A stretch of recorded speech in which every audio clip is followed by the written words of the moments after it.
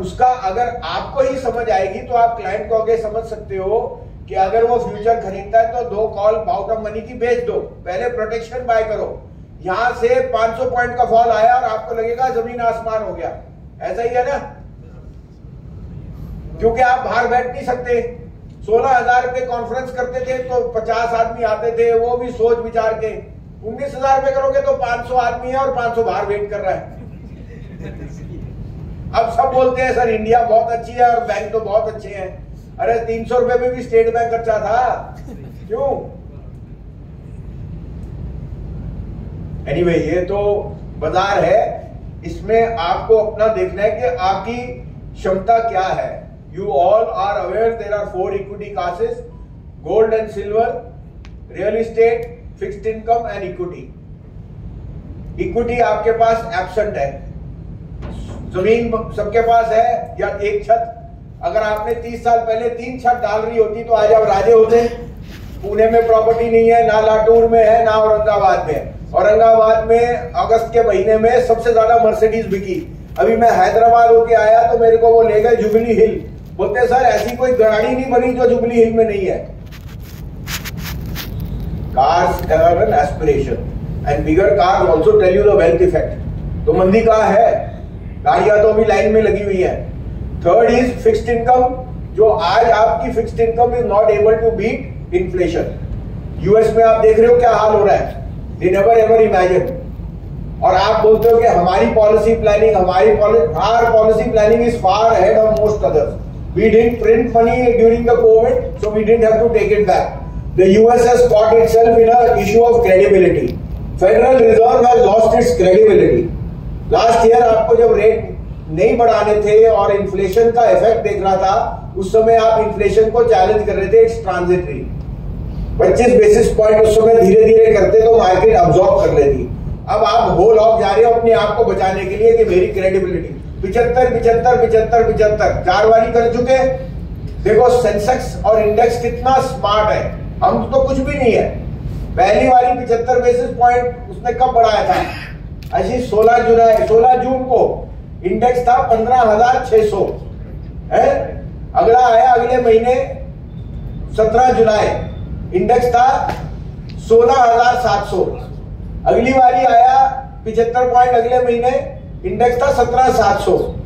चौथी बारी आया 18,100 और पांचवी बारी है 15 दिसंबर। क्या होएगा इंडेक्स? 19,300। अभी नहीं लग रहा है, शर्माओ मत। अगर हिस्ट्री ठीक है तो 19,300 तो आया ही आया। जब तक सब आदमी बुलिश नहीं होंगे मार्केट कैसे घटेगा? अब जब आप रो रो के कहोगे कि भाई सर आपको स्टेट बैंक और नहीं बढ़ सकता, तभी वो घटेगा। समझ आएगी? अभी आप लोगों के पेट में है ही नहीं, स्वाद ही नहीं है, आप नहीं बने, सब अभी दूर से ही देख रहे हैं सर। और आधे से ज्यादा तो अभी क्रैश की वेट कर रहे हैं, कब बहुत बड़ा क्रैश आने वाला है। ऐसा ही है ना बाजार, ऐसा आपको आप बोलते हो मुझे 17,000 आ जाए, मैं माल ले लूं फिर वापस बढ़ जाए। ऐसा ही है ना चेष्टा आपकी। अगर 17,000 आया तो फिर भूल जाओ तेजी। सो जैसे आपको कहा, the asset classes are simple depending on your age profile and your risk profile, you have all those asset classes. Real estate is आज की डेट में सिर्फ तस्वीर ही मिलेगी पुणे में या कहीं, क्योंकि भाव बहुत बढ़ चुके हैं।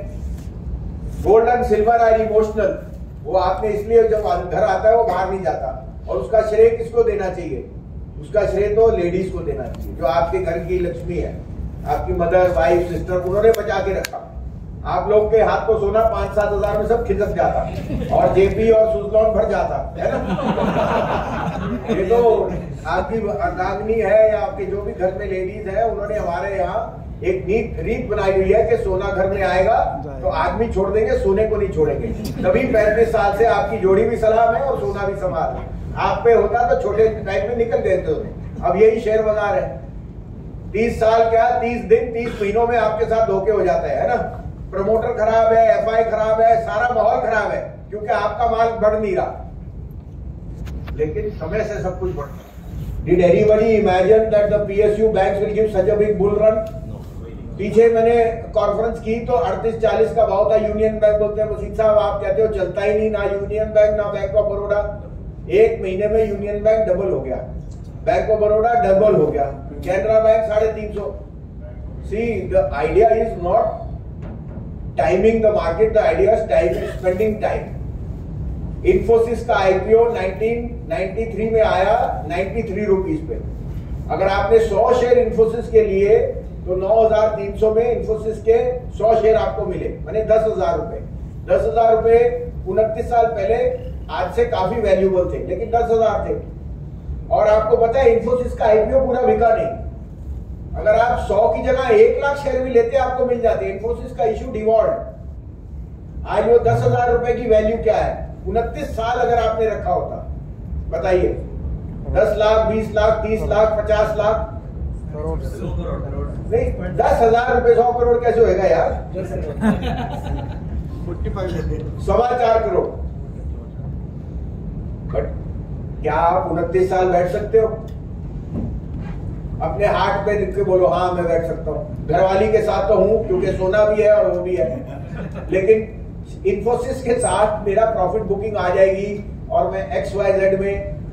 That's the beauty of remaining with the best stock. समझ आई? In hindsight, we will be correct. So for this, you need the temperament of a Warren Buffett or a late Mr. Jhunjhunwala. आप में वो है तो ठीक है, नहीं है तो भी ठीक है। हर आदमी की अपनी डीएनए होती है।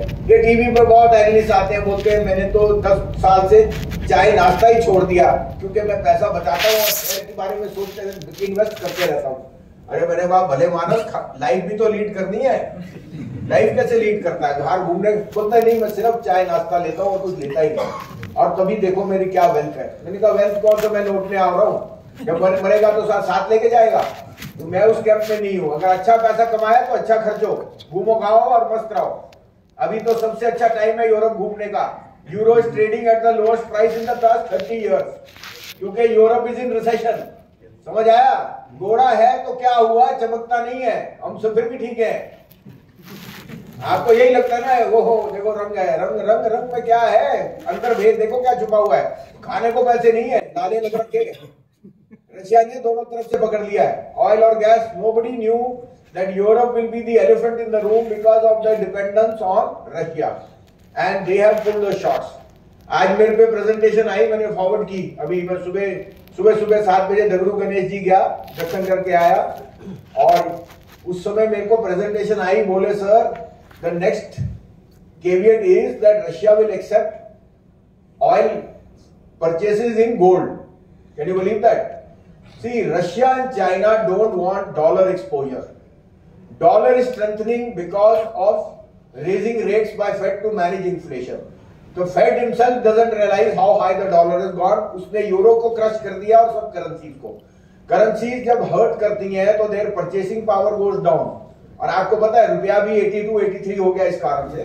इन a basket of currencies we are still an outperformer. But Russia और China don't want US strength in its back for the US also क्योंकि Meta and Microsoft have warned if the dollar strengthens we will cut down on hiring and so on. तो जिसकी reflection IT stocks में है।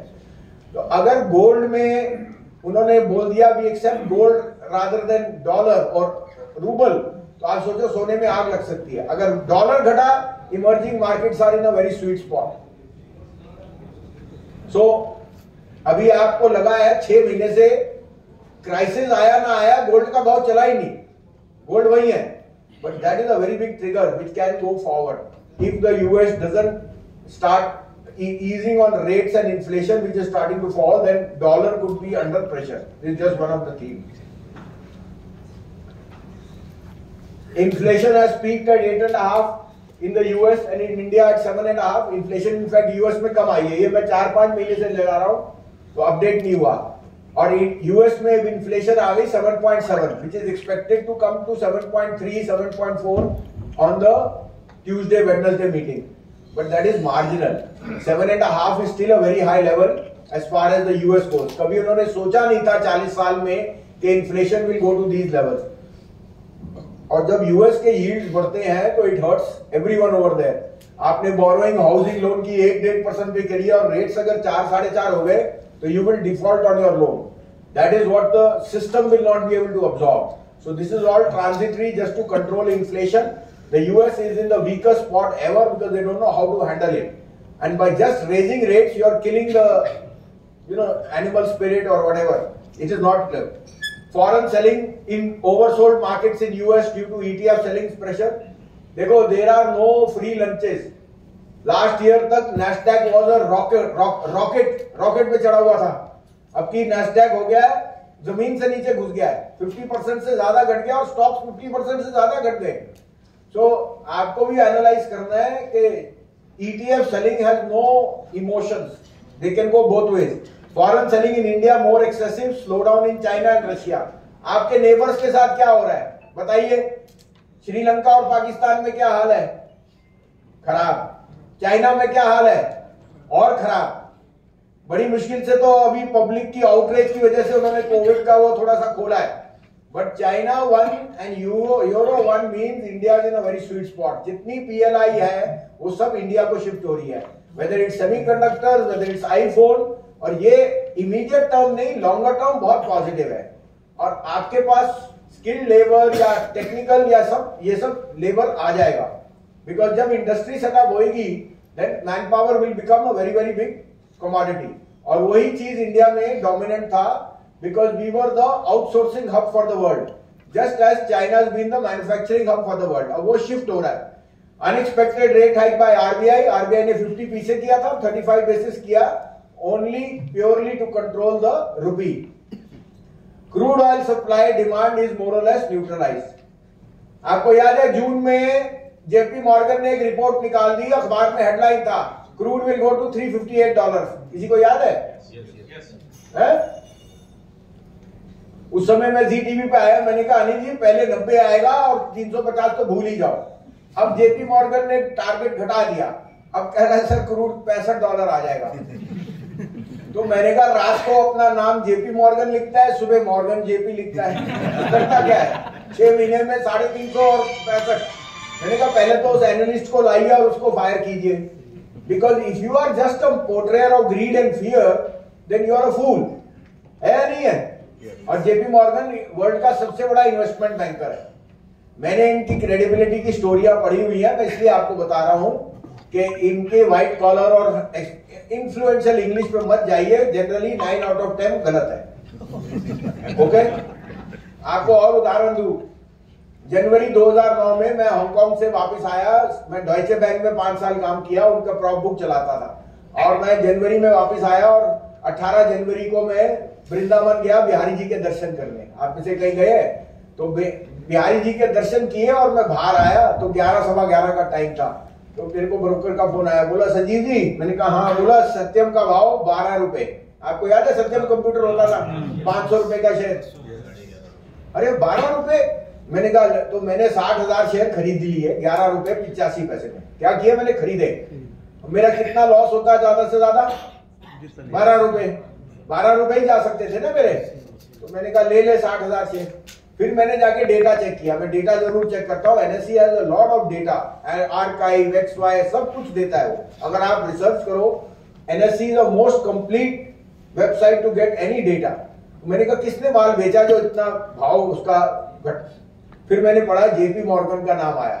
JP Morgan on that day sold 75 lakh share eight ₹10.90. आप जाके data check कर लो, आपको मिल जाएगा. कितने शेयर बेचे उसने? 75 लाख शेयर, ₹10.90. उसकी परचेज थी 450-500 की. अरे मैंने कहा भली मारिस, जब 450 रुपए निकल गए तो 10 भी और निकलने देता. 2 साल बाद मैंने सत्यम बेचा 250 रुपए में, और उसके बाद सत्यम बन गया पता नहीं कहां का. और वो गले को देखो 10 रुपए के चक्कर में. अब समझ आई ग्रीड और फियर क्या होता है. और आप सबसे जाता है ये.